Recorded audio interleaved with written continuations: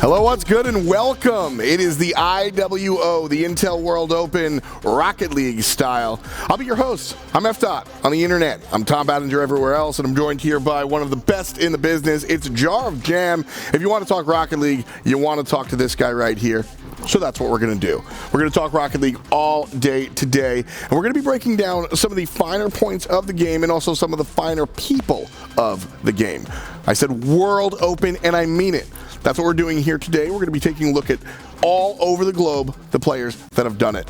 Jam, glad to have you here. How you doing? What's going on? It's a pleasure, F-Dot. As it stands, this is a celebration, and I am excited. Will be an understatement, really, with what is going to happen. We usually are seeing these teams in their own respective regions just fighting each other, but here there is a chance for many of those regions to come together and finally take a stake and take a stand and perhaps even take that top spot. So for me, this is the biggest the Rocket League has ever been. Rocket League's been around for a long time. We've got a number of really dedicated fans here, but the majority of the game generally rocks around some of the two major regions, North America and Europe. Not only are we going to see some of those teams split up, but we're also going to be seeing some of the other regions that people get really excited about. Shout out to Oceania, they're going to be involved. And of course, we got the boys Sandrock Gaming coming out from the Middle East that I know everybody going to be excited to kind of talk about and see. So definitely cool stuff happening throughout the day, throughout the week, throughout the month, because it's going to be a long tournament. Yeah, we're just starting. This only is the week one, and we're going to be condensing a lot of stuff today. Exactly what's going to happen throughout the show, how the tournament is going to look itself. Maybe we're even do some predictions. We're going to be as bold as that, and I believe we have some very handy ways of showing you just that. Absolutely. Like I said, if you're new to Rocket League, welcome. Glad to have you. We're going to explain that in just a moment, what the game is, and then of course the tournament. We got to talk details. Let's do it. One ball, one objective. You have 3 cars, they have 3 cars. They have a goal, you have a goal. There is no hiding, there is no information gathering, and there are no item builds or abilities. The playing field is level, and here, fundamentals matter most. Each year passing, the bar is raised. What was once considered out of reach in a high-stakes match is now commonplace. Rocket League isn't like the rest. It's not a shooter, a MOBA, or a fighting game. There is no crossover between titles or established high-level players from outside the scene. This isn't CSGO to Valorant or Call of Duty to Halo. This is its own beast, and it's about to be unleashed. Across the globe, the lines continue to be drawn, and the tremor of competition is off the Richter scale. It's not only these core regions bringing home all the action, but Rocket League has come to stay. The road to number 1 is open. There is no closed route. You must prove your worth, win, qualify, and stay ahead of the curve at all costs. Because in this game, anything is possible. It's the Intel World Open. Who's next?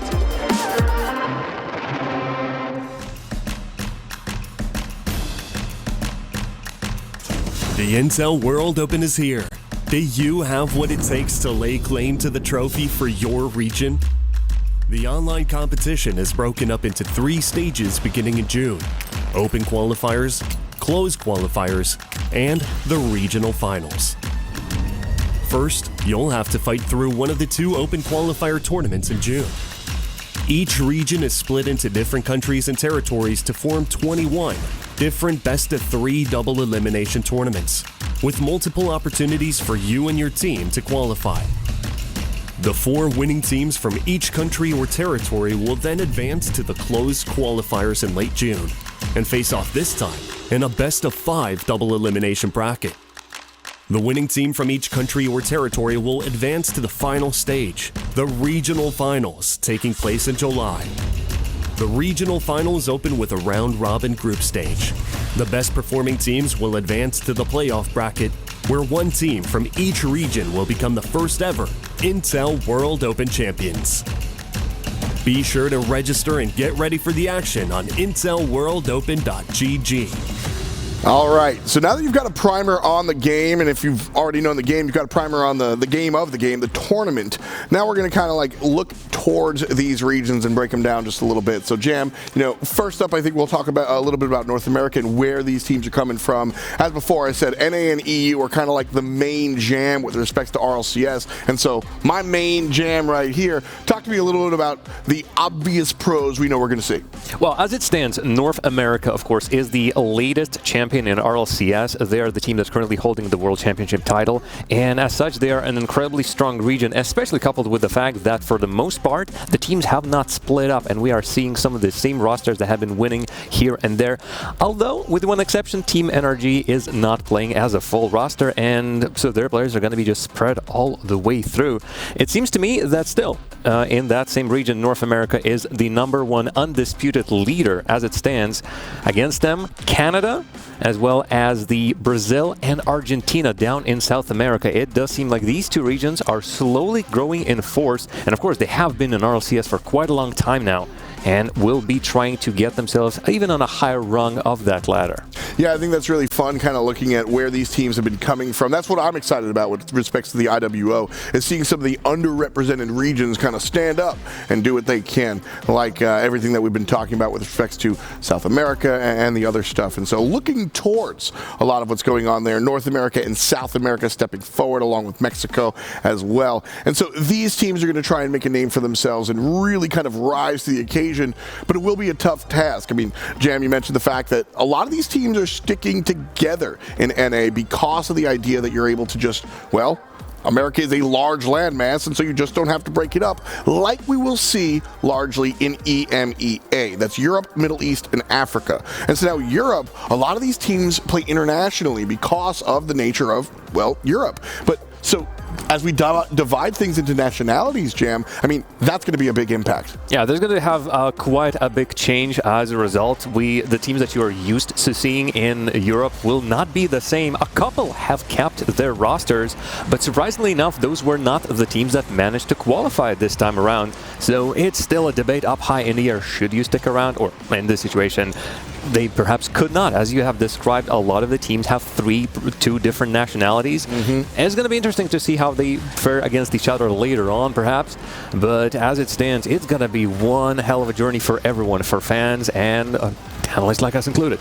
So that's E. But what about the MEA part of it, right? That's Middle East and Africa. Those are parts that we don't normally see when it comes down to Pro Rocket League. And so Africa is going to be represented by a couple of squads coming out. South Africa specifically has a couple of teams that'll stand up. And of course, Middle East. That's really, I get to fanboy out a little bit. Sandrock Gaming, some of the most successful and some of the more mechanically gifted players that really haven't gotten a chance to really show their stuff on a global stage. Yeah, we've seen them, but not like this. And it's going to be really, really sick to kind of see those guys step forward and do what they can. So strong stuff coming out from E, ME, and the A region coming out from EMEA. But now we're going to shift gears into Asia mainland. These regions also a little bit underrepresented in the global scene of Rocket League. So again, shout out to Intel for bringing us the World Open. We're going to get a chance to see all of these squads. I think that Japan would love to have this tournament be happening in their own mainland, because Japan has been trying to get through, and a lot of really professional and high quality players were coming in from that region. But as it stands, there's always just one step away from it. They've been trying really hard. There's some great talents over there. I think Realize comes to mind first. And the rest of the region is slowly catching up as well. Thankfully, there's more and more happenings in that region as we speak, more tournaments, more high quality action. And I'm feeling, as a result, they might be the next ones. Well, obviously, South America has been added, Oceania has been added, and as such, Asia might be that next stepping stone, a new region to be added, because the quality is there, no doubt about that. Absolutely. I mean, that's what we've seen time and time again from a lot of these squads. Here we're going to get a couple of showings from actually the team that I was talking about earlier, Sandrock Gaming. Like I said, if you're really entrenched in the Rocket League scene, you're familiar with Ahmad, Khalid, and their teammates. But if you're newer to the scene, you might not recognize them because they haven't been on the RLCSX stage. But make no bones about it, these guys aren't boneless. They're going to come through and really bring that spice. No chicken nuggets here is the real deal. And so I'm really all about this squad. If I could just fan out, I think it's dope. Very cool that we get to do the World Open here and see teams like this. I mean, their performances in everything has been pretty cool, and it's time to see them stack up. Yeah, as it stands, they have been playing a lot. The whole region of the Middle East has been playing against European teams mostly. It's going to be an interesting way for them to once again make their visibility known. As it stands, yes, they have been making a name for themselves, but they're always to the side, not invited to the official tournaments. This is going to be pretty well for them, but still a long way to go. Yes, they've qualified from their own region, but as it stands, there's still more to come. Closed qualifiers and everything else. Let's even look just a little bit at that Asian region. We know that the quality is there. Again, Realize is one of the most well-known technical, even freestyling players, and he's going to be, he's already a great asset for his team as a whole. Yeah, I mean, Realize is definitely a name that I've heard before, but I don't have that background. Like you said, mechanical. Is there somebody that you would compare him to?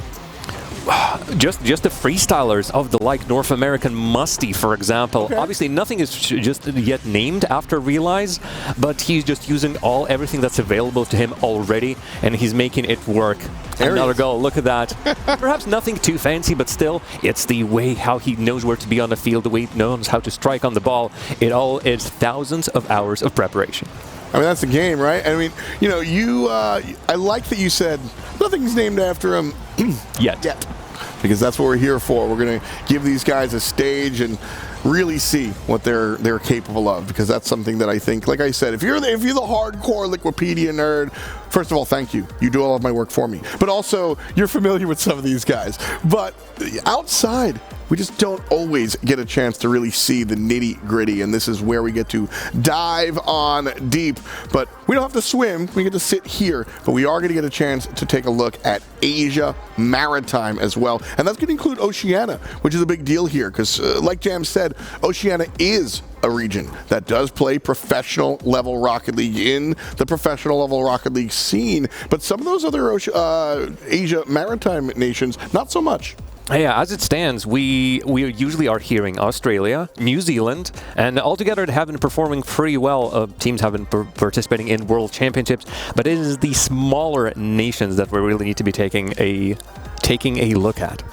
So it's been cool kind of like taking this glance over this Carmen Sandiego type look, but now we're going to dive deep into each individual region. Coming up first, we're going to take a look at America.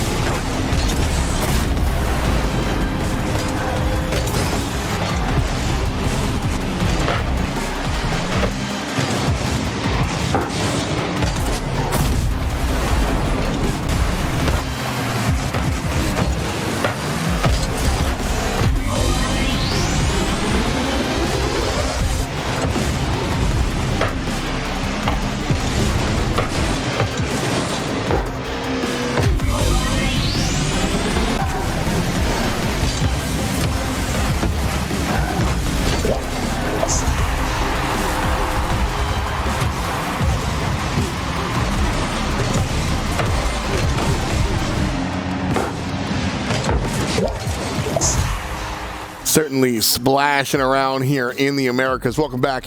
It's one more time, F. and Jam. And right now we're going to be talking the deeper dive into these American teams and how they've been going. We mentioned that a lot of these teams might have stuck together, and then right away we show you team named America, who is split up. Yeah, as it stands, this would be NRG's Squishy, but with the help of Illusion and JNAPS. So all three different teams represented in that one. But as you could see, they've performed pretty valiantly and considered one of the top teams in North America, even with this roster. The second qualified team, though, for this specific week is Boulevard. And I would not necessarily call them the preferred ones. There's so many talents still remaining in the pool for North America. But Boulevard were the ones who fought well enough, even through the lower bracket, and made themselves a name and a place in the closed qualifiers. I mean, that's the fun part, I think, when it comes down to a tournament like this, is that, you know, you've got your expectations, but bracket busters will absolutely happen, and Boulevard is certainly an example of a team doing that. But we've got two more spaces here. I mean, I'm not going to ask you to put your money down, but where are your thoughts? Who you're predicting might show up? Now, as it stands, I would say Team Envy is going to be one of the favorites, if not the whole, to take the qualifier, but the whole thing for North America. They are as strong as they are. And, of course, the World Championship, 4-time World Championship to Repulsion playing on that roster. But since we have split North America into US and Canada, Canada also got themselves a little bit of a change-up. Of course, we all know that many of the sides are implying one or two players from Canada. And so on their side, Canada, very aptly named team, and Yazo, of course, getting their spots as well. Over here, also, I wouldn't say a surprise as such. Teams, there's plenty of talent on that side, and I would say these teams are the ones who should have qualified in the end. Yeah, absolutely. You know, North America is generally one of the stronger, you know, North America and Europe are the regions that we look at. P.S. Turbo Pulse is a European living in America. Whether that's cheating or not is up to you. But he's been living here for a while, playing on that NV roster. And so again, with Canada, we've got two extra spots kind of wide open here. And these are the ones, like you said, Boulevard, we might not have expected to kind of make it through. These, Canada and Yazo, I think we expected. So the two open spots are really anyone's business. Yeah, as it stands, there's still plenty of interesting players, up-and-comers as well, to perhaps take that spot. And we're going to be waiting with impatience because, first and foremost, this is a chance for lesser-known players who would not be able to make it in RLCS, for example, to make it into a big tournament, to make a name for themselves, perhaps even start a new roster, because this whole mix-up that IWO has thrown into the whole scene is going to, I think, result in a couple of interesting roster moves off-season. Ooh, okay. I mean, that is a big deal when we talk about Rocket League. You know, Rocket League is a game that has a dedicated professional scene, but of course there's so many other things that happen outside. Not just threes, you know, you've got twos tournaments, shout out to Jorby and the boy, and you've got ones tournaments, Johnny Boy, and, well, everybody likes to duel. And so you see a lot of the things happen there, and then we have real quote-unquote threes tournaments like this IWO. You've got to have your mind and your thumb on the, or not your thumb on the pulse. That's not the way to take somebody's pulse. But you got to have your mind on the pulse of every single game out there, because it will impact the professional side. You know, and North America has been a lot of fun to watch, but we go to Canada, and of course we have Mexico as well. That we've seen some Mexican players kind of step up and snap out against some of the stronger North American teams in the past. And it's actually pretty interesting as we kind of look at the North American dominance here. You know, seeing Squishy on a different team from what he's used to should be interesting. But as we move down into that Mexican region, you know, this is where we see some of the more established squads from those Mexican squads. But the thing is that the Mariachis might be one of the stronger teams, and they were actually sent down to the bottom side by MAD here on the top. Yeah, we have not seen that many of these Mexican teams play in RLCS, but as you said, they have been slowly but surely getting into there. But the team that has that experience was not able to make it. Mariachi's not here, instead MIG, and overnight will be taking those top two spots for the first qualifier. And of course, going to be, I think, expecting Overt, Falls, and their teammates to make it throughout the second one. But surprises can happen, and I'm going to tell you, there's a lot of surprises later down the line. I mean, for sure. I think I'm with you. I think we might expect at least one of those. You know, we will see at least one of these teams be the Mariachis, but I'm not sure about that fourth one as we continue to chug on through our qualifiers. Again, that's the big reminder here, folks, is that we've got about half of the qualifiers done, and that's what we're doing. We're talking a little bit about what has been done and what will come. And so with respect to Canada, Mexico, North America, still some slots to be here. So if you don't see your favorite team or your favorite player up there, it's all good. You just got to keep hoping and coping and wondering, because there are games to be played these are some of the players that we had down here in Mexico, and a different style for sure. When we compare regions, nobody likes to be asked, how do these players play differently? But what do you notice the most out of these guys with respect to the Mexican play? I would say there's still trying to play the most popular styles of the game as well. Just like everyone's trying to pick up the best of the tricks and everything, the overall top-level style still pretty much goes the same. But I would say just the speed is a little bit different as a result of who they're playing against and how well they need to match against the pace of the opponents. And as a result, it might just be a more positional, I would say, style, or more relying on the technical abilities of each and every player rather than really just zipping all around the place all over. I wouldn't call this playstyle necessarily a ball-chasey playstyle. Well, you see a lot that in Europe. The Spanish Bim Bam, of course, is a big, all-popular playstyle over there, and we've seen it being performed to quite high efficiency. Yeah, it's certainly fun looking at the different regions because, without getting on the big soapbox, the idea of the dojo, right? You are playing the meta of your region, and now you've got to kind of look at some different types of things. And we're going to take a look at some different types of regions as well. We're going to take a look at Central America here and some of the teams that have kind of come out from here. Cademeo Boost and Shaolin Monkeys are the two teams that have already qualified, one out of Puerto Rico, one out of Costa Rica, and then the two other spots, anybody's guess. It could be absolutely anyone's. Of course, the Caribbean Basin is full of potential players and teams that can take those spots. But this is one of those regions that has not really been represented on the global scene whatsoever. So this, once again, we're having a great opportunity to take a look at the players that we don't know. These could be the next stars of the whole scene. These could be the big imports, just like Turbo Pulsar, who we mentioned already previously. He would be one of those players. Could be exactly that. And this is a perfect opportunity for them to show themselves and for us to just watch exactly what they can give us. I'll even follow suit. Maybe even like Itachi, who comes from a region that isn't represented and moved to one specifically to do so. We see that sometimes from we see some other players kind of thinking about that as well. Once we get into Asia, I'm sure we'll discuss some of that. And I think it's really, really interesting looking at, like you said, these not even underrepresented regions, but the idea that esports. We talk about barrier of entry. Rocket League is not a highly demanding game. You can go out here, grab it, kind of pick it up. I love the way they described the game in the beginning of the program as well, being like, listen, there's no powers, there's no abilities. You don't need to go to school to learn what's going on. Like, find your boost button, figure out what works out, and it works out. So it's really cool seeing how these kind of regions come through because the barrier of entry is so low. Minute to learn, lifetime to master. We'll move down to Brazil and talk about some of these teams that have been showing up here in this region, because Brazil is a part of the world that generally likes to stand up on the global stage when it comes to esports. Whether you're talking Rocket League or otherwise, you really generally see some strong Brazilian representation. Oh yeah, look at this all over the esports. There are some big names from Brazil playing in all the variety, CSGOs, Call of Duty, your Rainbow Sixes.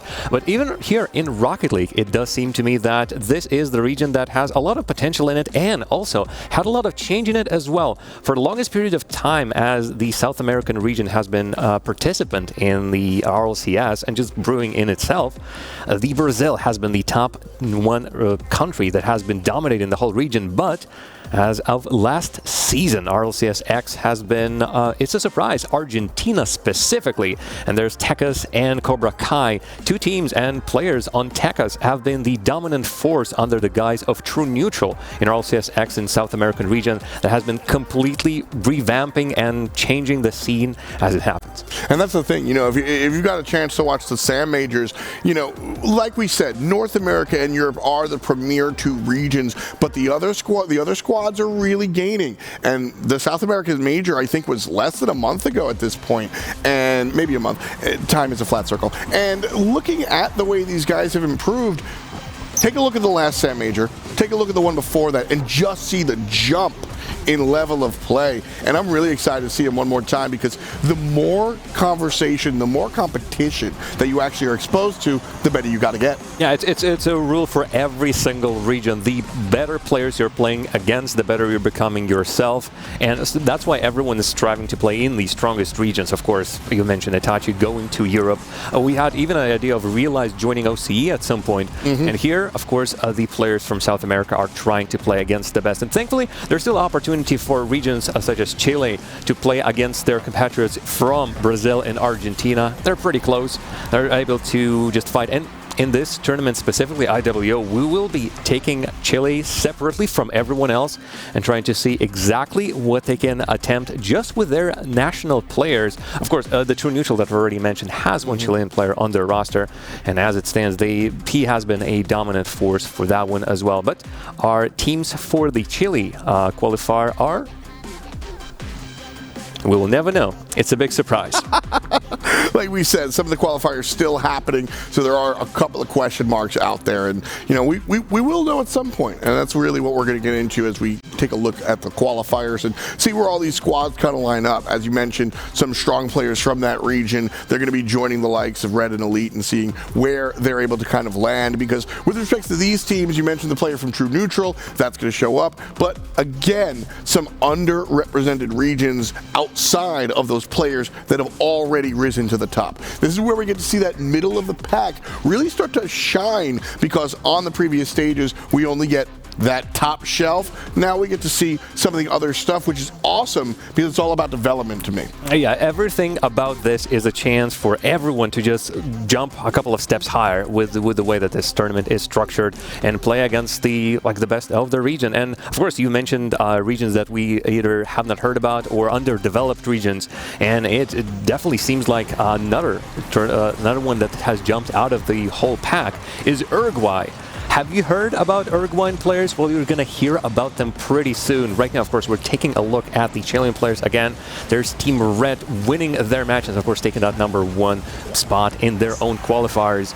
And we're going to be seeing more of them later on throughout the whole tournament. Honestly, they are standing a good chance of upsetting the apple basket and the whole thing. Yeah, I mean, really, when you come down here, like I said, development. Developers develop. This is what it's about, man. You've got to take a look at where these regions have come from in order to get here. And watching everybody kind of stand up and really do work is one of my favorite parts about these global games. And getting a chance to see Chile and Argentina and everybody else that kind of stands up and does the work, it's been a blast. And here are these Argentinian teams. They're going to be very, very fun to kind of see everybody perform. Yeah, this is just... everything is new. That's one of the most favorite parts about this whole tournament. I'm seeing so many new names, so many new players, and I'm going to be seeing so many new styles of play as well. This is, again, a celebration, I think, of Rocket League, a worldwide celebration of Rocket League. Said. And I'm very excited to finally jump into this proper. We're already like one step in. This is only the first step. As far as I know, the qualifiers are still open for the next stage as well. So it is a possibility for everyone who is just learning about this to jump in to prove their worth for their own country, for their own region, and I don't know, maybe they're going to be the next star on this beautiful map. Absolutely. We get a chance to kind of take a look at all those games. We'll be bringing you the best parts of those action games. There's so much going on. We'll be here this week and, of course, the next week that we'll be able to see. And so with that, we'll roll into the rest of the qualifiers. But we're going to move from region to region here, just kind of hopscotch along the world. If only travel was that easy, somebody please create teleportation so I can just poof onto different places. But region hopping, always a lot of fun, comparing different countries, different nations, and different areas of the world against each other. Yeah, we are doing some virtual travel basically right now, and that's the best we can do in these circumstances that we are. And with this way, it's not necessarily the landmarks or anything. This are just the styles that we see. So from America to EMEA we go. We'll be right back after this.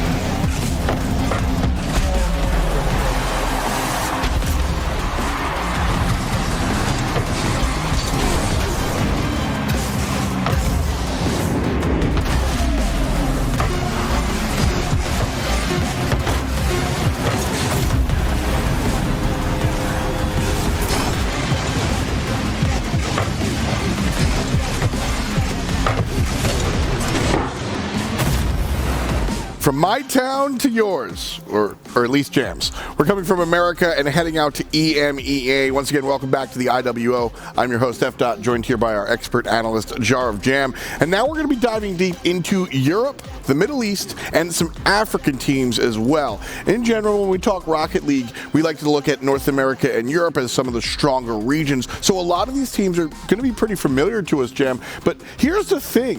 You know, with America, the U.S., large land mass. And so a lot of those teams were able to stick together. When we move over to Europe, we're shifting gears into different nationalities, and a lot of the pro teams you're used to seeing, very different.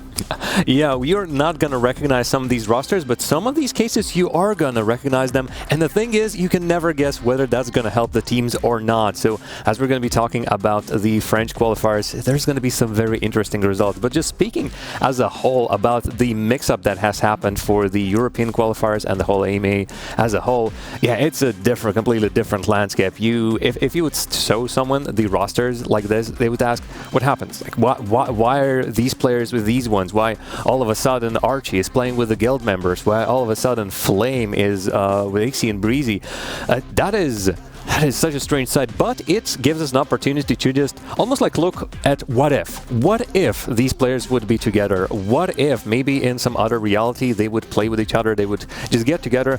They're already playing with each other on a regular basis just as friends. A lot of Rocket League community are folks the same age, and as a result they know each other, they play with each other, against, with in any all ways. So it's going to be, well, it's going to be the most diverse way that we have split those teams in the whole IWO, and I think UK immediately shows that.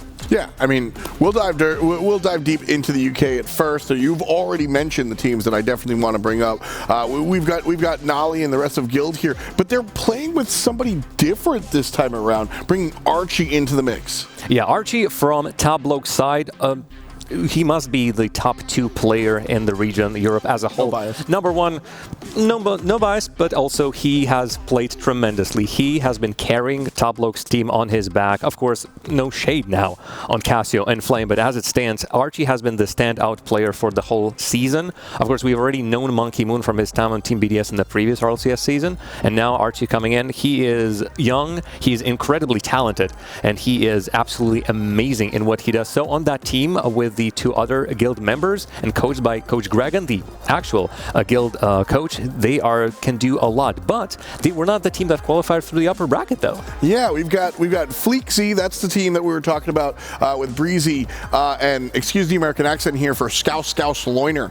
That's the second team that's really qualified through the British and the UK team. So 2 more spots open there in that region to kind of look for. As you mentioned, Guild, I think.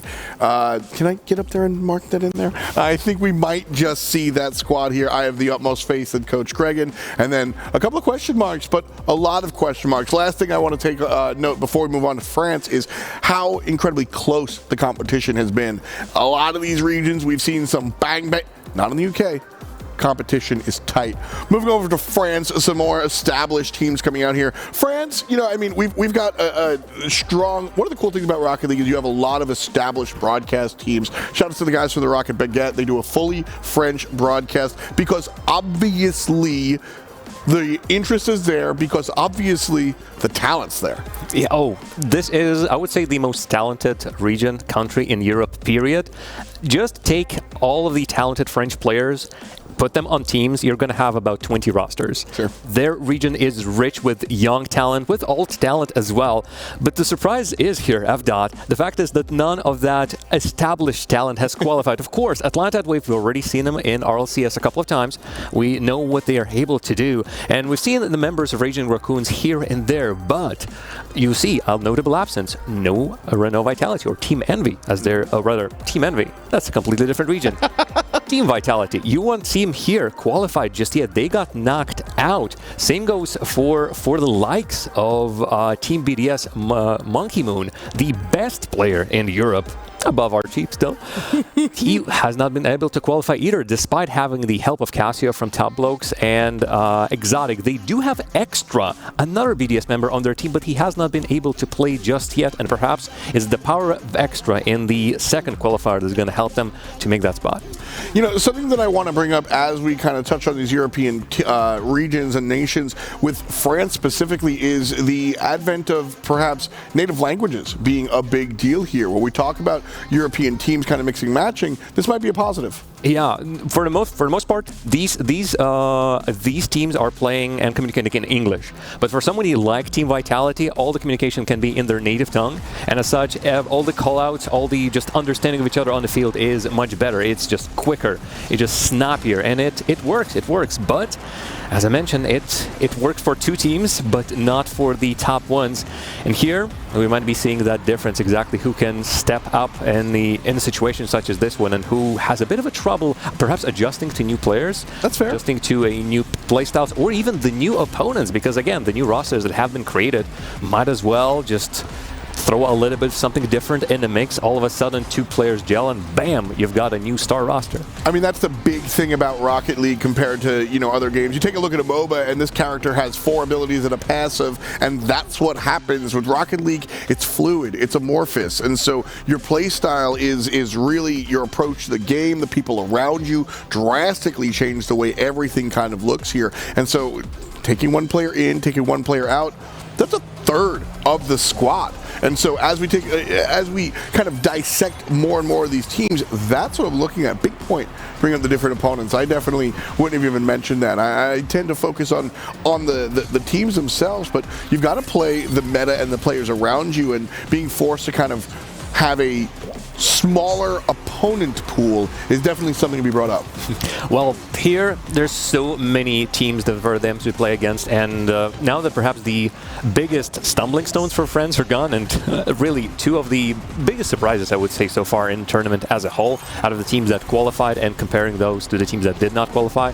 So perhaps those two tumbling stones now gone out of the qualifiers is going to be a little bit easier from the teams you're seeing on the screens, the Vitality members, the BDS members, and how they're going to perform future on. But France might have an upset. As it stands, there's a very big possibility that one of the biggest players, some of the biggest players from Europe, from France specifically, might not make it. That's the big deal, you know, and let's, you know, if we can, let's drill down into this bracket, because I want to talk about some of these upsets that you mentioned here. You know, Raging Raccoons, we talked about them qualifying a long time, but Ricardo Kaka, I mean, this is a team that, these are players you just mentioned, that these are some of the most notable players, not in Europe, not in France, in the world, and they missed this first shot. Yeah, for those of you who do not recognize the names, Team B would be your Team Vitality, and the Ricardo Kaka is the roster with Monkey Moon, Casio, and Exotic with Extra in reserve. And as you can see, the likes of Atlantide Wave and Raging Raccoons, again, players who have not had that much experience, but who are young, incredibly hungry for the game, and I might as well see up and coming, but that can be said about every single player that's coming out of French region. If you want to have one player to watch out for Vatira on one of the French rosters for the next qualifier. He is one of the up-and-comers, and Phenoms, perhaps the next Monkey Moon as well. The next big words, the big words. Okay, I'm going to clip that one and hold it against you, or actually just bring it to the bank when you are inevitably correct, Jam. So we'll move from France over into Germany, who, you know, France, I think I would agree. I think France is perhaps the most established kind of region, but Germany, they don't have any slouches. I think that Germany has been a fun sort of nation to look at with respects to Rocket League, and some of the more notable names coming out of there, again, you know, mixing up these teams. Yeah, well, we of course we've seen many talented players. Freaky immediately comes to mind. He has gone away from the roster that is now Top Blokes, but I feel like he's doing pretty well for himself on the team that he has carved out, and he's really showing his star power. Together, the rest of the Germany is just not as perhaps as noticeable. Of course, big talents coming in from the ways past Pashi and the rest, but the Mannschaft and the Almans will be the teams, and you find some familiar players on there. Of course, the players from Germany German amigos as well, gathering up their forces. It is a powerful region. Tox has been up and down, but he's still an incredibly talented player, and whoever is playing in RLCS deserves to have the title of a great player. Without a doubt. And just a point of clarification here, there are two separate qualifiers. So just because your favorite team didn't make it through the first time doesn't mean that they're completely out of the Intel World Open. You still have a chance to kind of take a look at where those players are going, and maybe, just maybe, they'll be able to kind of pipe on forward in that second qualifier that's going on now. So, make sure to keep an eye on things. We'll be here next week kind of covering everything else as well. So, you mentioned Tox coming out and making some moves here.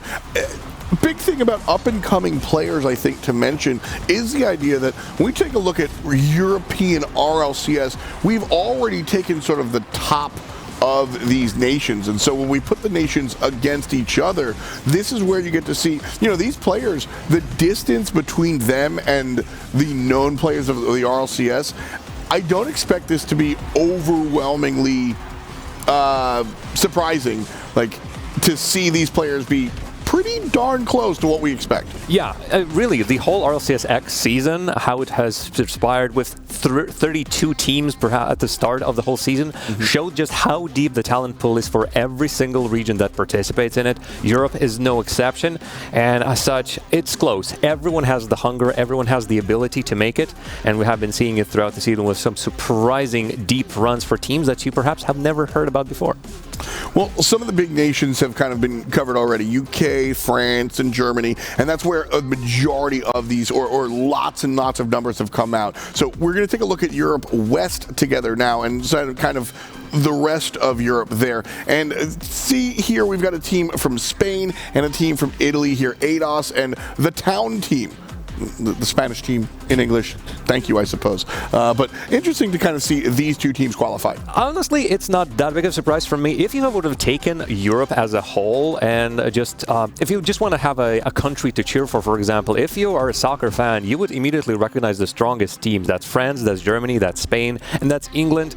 Unfortunately, England hasn't won anything in a long while, but here maybe they have a chance. Of course, on Twitter, all the banter is we're going to bring it home for England as it stands. But here at us, you're going to find a very familiar name on that roster, Cookser97, the legend himself, the originator of the Cookser pinch. And if you have a move named after yourself in Rocket League, it does really make a big difference. Of course, the Town team is represented by two of the players of the White Demons. I know you absolutely love that name, FDOT, especially when it's pronounced by some of our dear colleagues. But this is, I would say, the expected players. I'm surprised, although, to see the absence of the likes of Mark by 8 and Itachi, as they have not been able to make it. They have been knocked out of the first qualifier, but once again, a chance is there.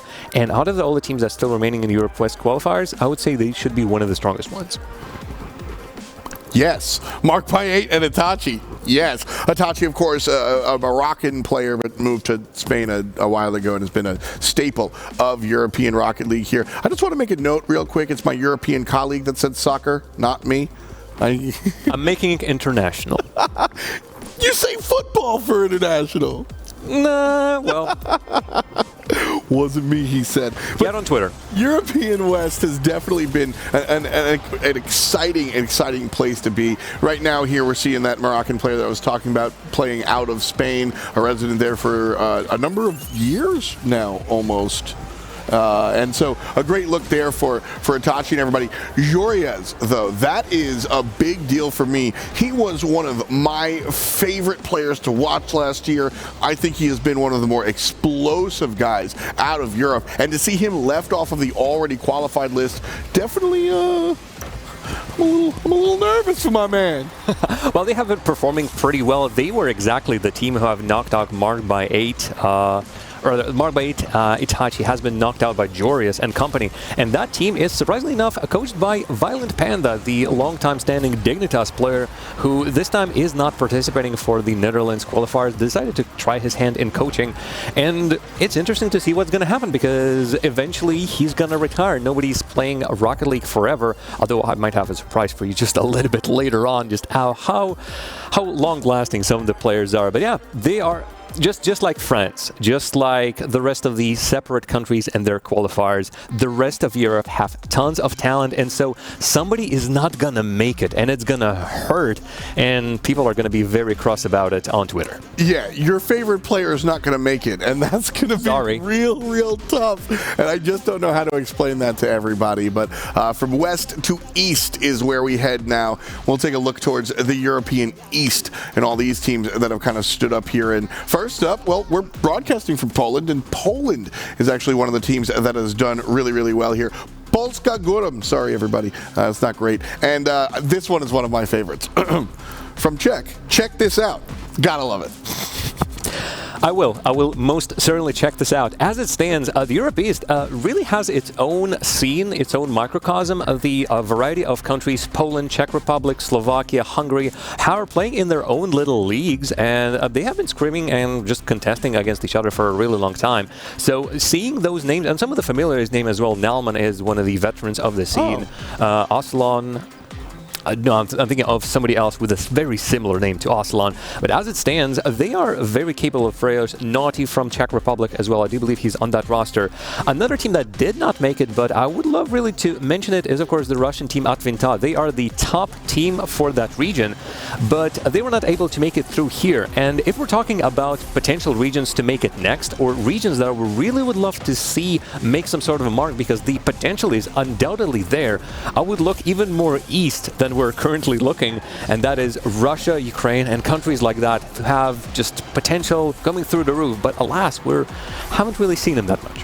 Well, so talking about that Czech team, this Czech team actually, Cyrax. If you notice those, the highlights that we've been playing have been generally just good Rocket League games from throughout the tournament. This last one was all Cyrax, and well, when it came down to the Czech team, it was all Cyrax. Now, you know as well as I, there's much more than just scoring the goals. But literally all the goals were done by my man Cyrax. Yeah, I mean, it was really easy for Check It Out. Just pass it to Cyrax. Cyrax is going to make it work, and you love to see a player like that. This is you want to have someone like that. And if the rest of the team is really geared towards that, because in Rocket League, yes, you can have 3 goal scorers, but it's much better if you're a little bit more balanced. And looking at the bracket for this region, as you can see, Advinta came incredibly close, like one step away from qualifying. So we might as well see them again. More Russian teams and pretty high up in the standings as well. So there's going to be a lot of contest and a lot of, again, players that the cream of the crop, I would say, qualified through this region during the first qualifier. Okay. Now for the second one, it's going to be interesting to see who's going to make it. Yeah, kind of a filling in the gaps here, so to speak. I think, like we said, with respects to some of the other regions, maybe an expected result, a not so expected result with respect to Spain. This is definitely sort of the cream of the crop. That's to use exactly what you said. So looking at towards these guys, very strong stuff. So from west to east, let's go north. European North is up next, and these are the teams that kind of come from that general region. And looking at how strong these players have been will be pretty fun. We've got Mustafluck and From the Air, which is always a lot of fun to say here, representing some of the Nordic regions. Yeah, as it stands, I'd rather have a fun team name rather than Canada, Turkey.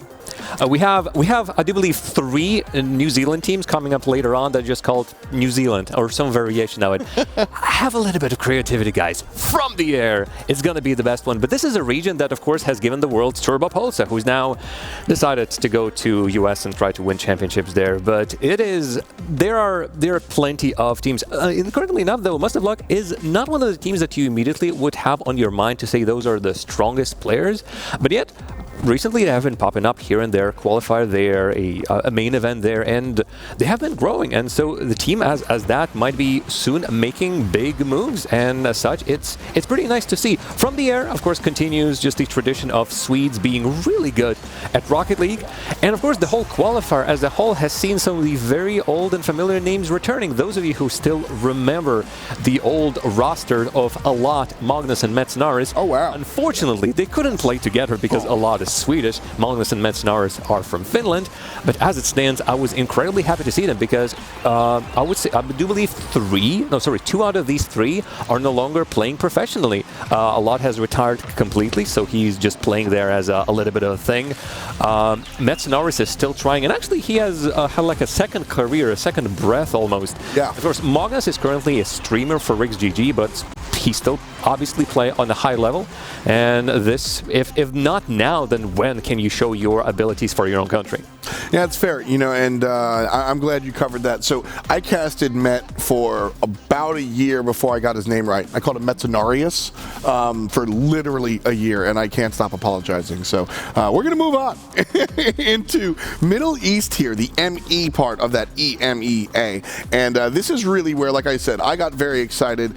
Just first and foremost, that's not a mistake. Empty is the team name. Still having some fun here. But Sandrock Gaming, absolutely not empty. Looking at Ahmad Khalid and everybody, this has been one of my favorite teams to watch. There was actually a really fun stream that the guys put on. I think it was Johnny Boy, Dazarin. I think Stumpy was there too. Shout out to those homies who were kind of like ranking their teams. NAEU, and SRG winds up pretty high up on those lists, and it's really impressive to see a team that, like I said, isn't always invited to the table be that respected. Well, they do have now a huge following behind them. It feels like if you go to any... Him as well. If we go to any old Reddit thread, there's going to be at least one person saying that SRG, just for whatever reason. It might be not about the region, it might not be about that team whatsoever. But there's absolutely no doubt that if there had to be one team to make it out of any regions, let alone Middle East, it would have to be Sandrock Gaming. They have been rocking a variety of European tournaments, not of course the biggest one, the RLCS, sure, but they have been trying and succeeding. In many ways, of course, the players individually are incredible once players.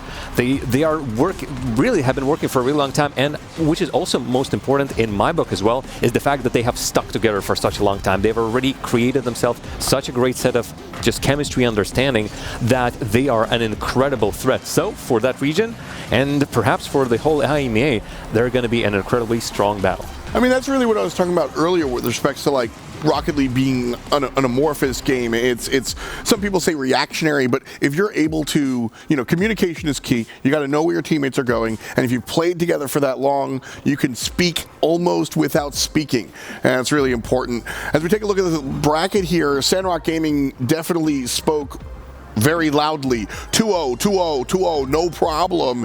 Nameless gets knocked down, Empty gets knocked down there, but still handles Nameless and makes it through to the qualifiers. So, Sandrock Gaming, like you said, probably going to be the premier team out of this entire region, perhaps. And definitely, if you have just sort of like tuned in to the RLCSX and are unfamiliar with these guys, watch them and you will be pleasantly surprised by the level of skill, the speed, and just the pure talent that these guys sport. Yeah, they want to prove to everyone once again, because they have been proving it for a long time, that they are one of the top 10 European teams, as silly as it sounds, from their region, but they have been playing on European servers. They have been in top rankings for 1s and 3s on European servers as well. Sure. They are basically a part of Europe already, and for them to make it count here as well, it is going to mean a lot, and of course it's going to mean a lot for their fans as well. Yeah, just big statement pieces, another stamp on the passport, so to speak. SRG certainly, they're not aiming for the truck. They're looking to go all the way, and I expect that to absolutely come out here for Sandrock Gaming. Some of the more exciting points of the IWO in general, I think, because when it comes to world competition like this, man, it's about celebrating the teams that are underrepresented and things like that. So you definitely want to take a look at that sort of world. And speaking of that, we want to put a spotlight on Africa. We've mentioned some African players, Itachi moving from Morocco into Spain to kind of make his name. But what about the teams that are there proper? And right away, my mind goes to Pirates. I mean, this has been the dominant team in the region for a long time. Yeah, as it stands, they have been in the leading seat in that region for 3 years. I've last seen that region 3 years ago when I had a chance to work with them, and as it stands, they kept on running with what they had. The roster has been just evolving and continuing on, and it's no surprise that it's Pirates who are taking that top spot. They are the top team. Most importantly, though, one of the players, he has been with the South African scene for a really long time, basically from the concept of the whole South African scene is CPZ. He is turning 31 this year, and so in Rocket League terms, I would say he's basically a grandpa, but yet he has still played great. And the rest, of course, the other team on that qualifier is meh, but do not just look at the South African teams, though. As it stands, the Egypt could be the next region to really make a mark. They have a lot of up-and-coming teams and players, and I might as well jump in on that one and get one of those spots. But I've asked a couple of my South African friends, and as it stands, they're mostly cheering for the remaining South African squads to make it through to the second qualifier. You want to talk individuals? You mentioned CPZ. Shout out to the old homies. Snowy, also real strong here. I mean, we've seen him on Johnny Boy's stream. Certainly a player that's versed in ones, knows how to do the do without a doubt, and definitely a lot of fun to kind of watch in that regard. And stepping up onto a big stage like this is man, it's just so excellent that these teams get a chance to really kind of, hold the barbecue and show us how they cook. Yeah, this is, again, a region that should be making it soon into RLCS and just a bigger scene as a whole, but distance. The biggest problem is distance. As it stands, South Africa, for the most part, is playing on European servers, and it is quite a distance. I've asked them, they've learned how to play on it. I was incredibly impressed that they've been able to cultivate their playstyle and the quality of their style, playing with like 150 ping, but really working it. And of course, everything that's happening locally is happening on their servers and everything, but if you look at their playstyle, you wouldn't think that they have been like disadvantaged in this way. They do everything that every other team does in terms of technical stuff, in terms of team play. They are working as a fantastic team. The only problem is there was just no way for them to participate in big tournaments against European players. And once again, well, I repeat myself, this is their chance. I mean, listen, distance makes the heart grow fonder. So that just lets us get a little bit more excited about what's going on down there in Europe, Middle East, and Africa. All checked off. Up next, we've got 2 Asian regions to go to. First up is going to be the mainland Asia.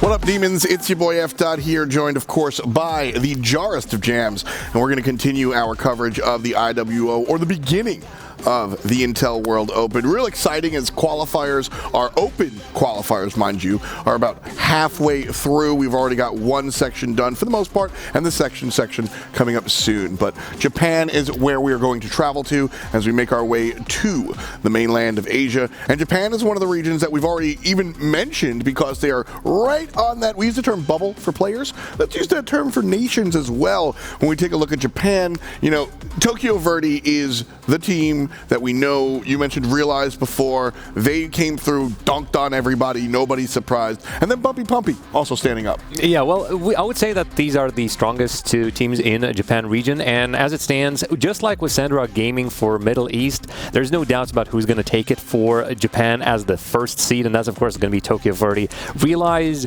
I mean, every single team in any region would love to have him on the roster, and as I alluded to previously, he had some attempts to make it to Oceania and try his hand there, but unfortunately the pandemic has cancelled all these plans, and he is, I would assume he's still planning, but it's going to still take a little bit of a time. But the region as a whole, though, as I'm looking at it, indeed has tons of talent, and if you just take the region as a whole, not just Japan, but Asia with Mainland and Maritime, Japan still, in my mind, is the strongest region, and of course Tokyo Verde is the strongest team over there. But there's still plenty of talent to come out of from that side of the qualifiers as well, and of course later on as they will be playing together, it's going to be an interesting sight.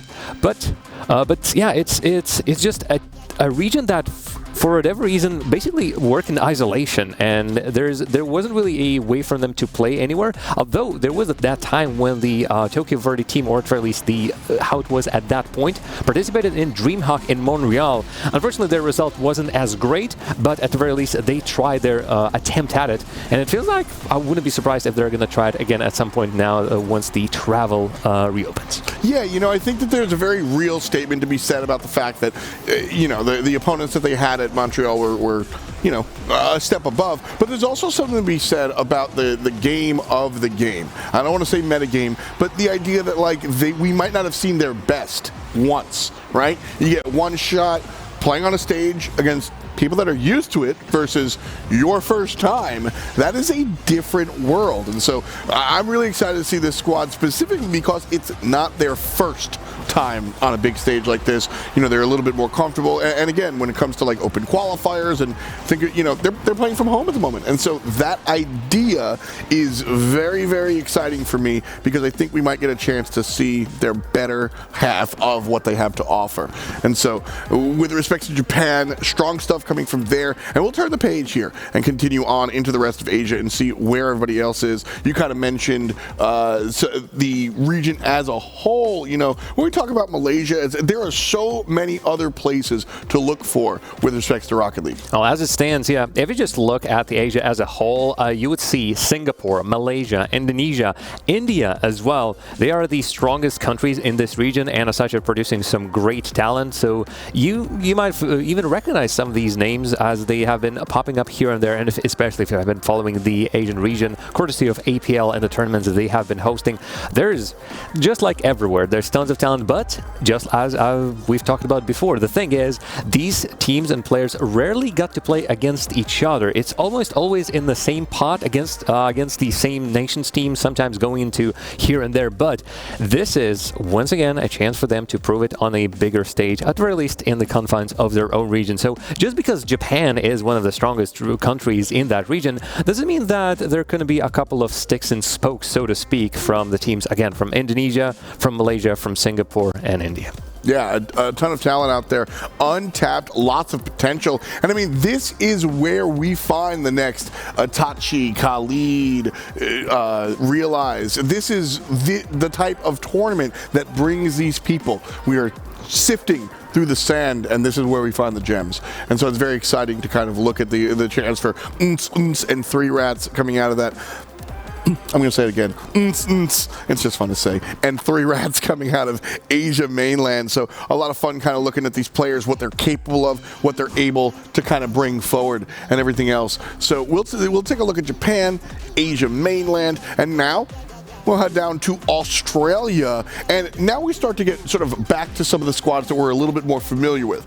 Australia plays in the Oceania region, coming out in the RLCS, and so looking at what they're able to do, I already know a number of teams that I've expected to kind of rise to the top, and not all of them have, actually. FMF and Brain Chasers are the names that we're going to see here qualify through. Yeah, as it stands, there are none of the folks you have expected to qualify through the Australian qualifiers, because Ground Zero Gaming, the undisputed champion for that region, similar to BDS, although the BDS in Europe was the only team that has managed to swipe all 3 majors across the RLCS season.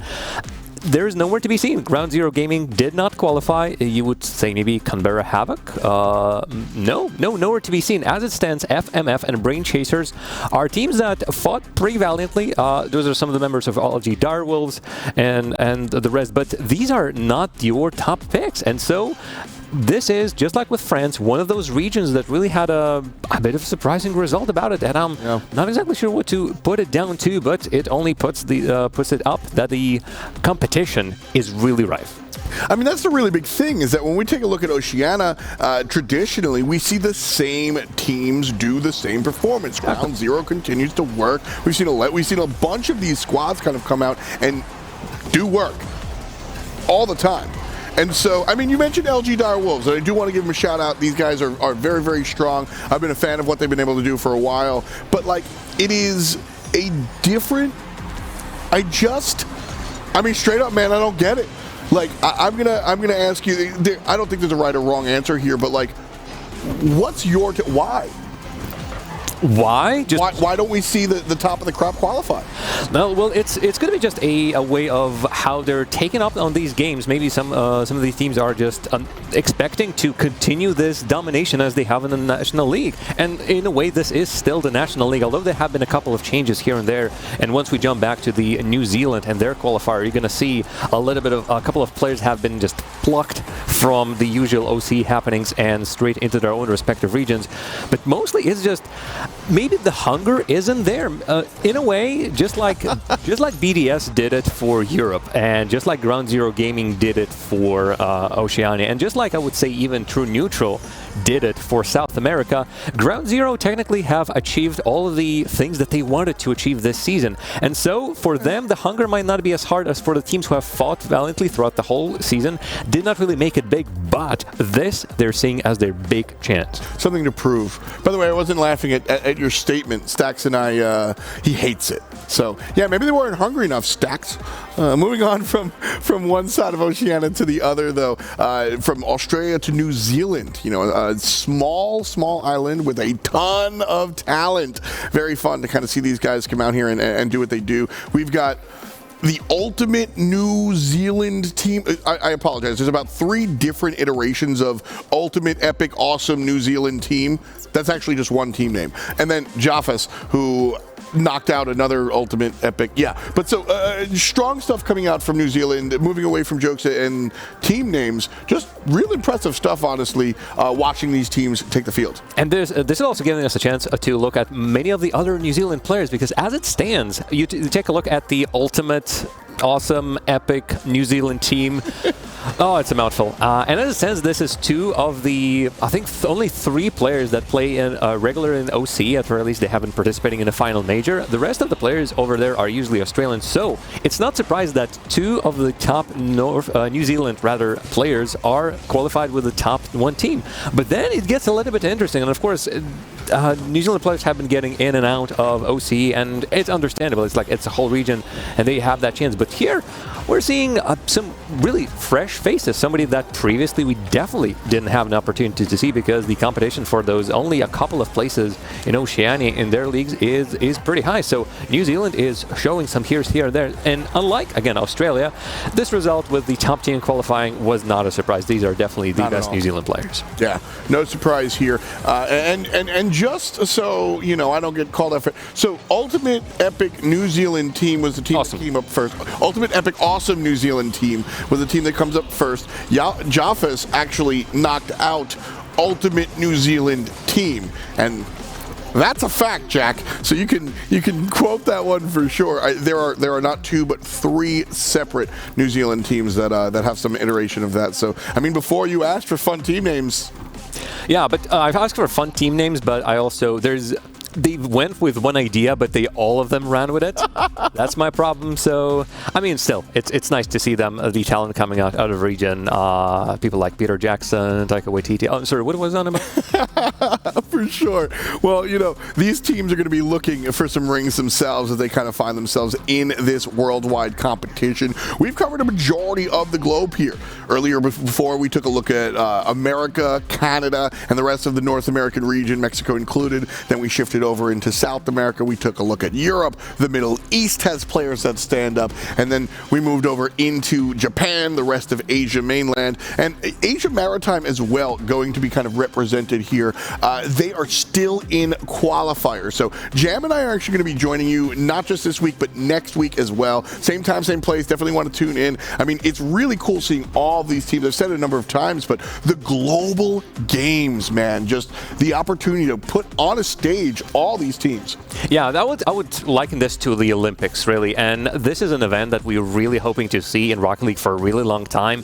Definitely have myself tried to compose perhaps a national team of players and see how they're going to fare. And again, the moment I went to France and started trying to figure it out, this is just too hard to pick something. But this is, if only we could then finally bring them to one spot. But alas, they'll have to fight in their own regions. But it's still going to be an incredible couple of weeks of Rocket League, and I cannot wait until we get into the nitty-gritty of it.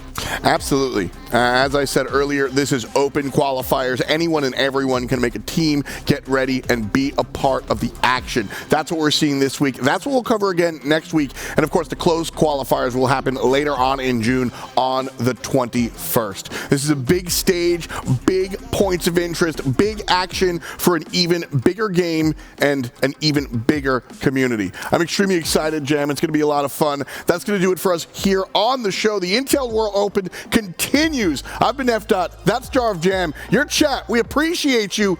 Peace and much love to you.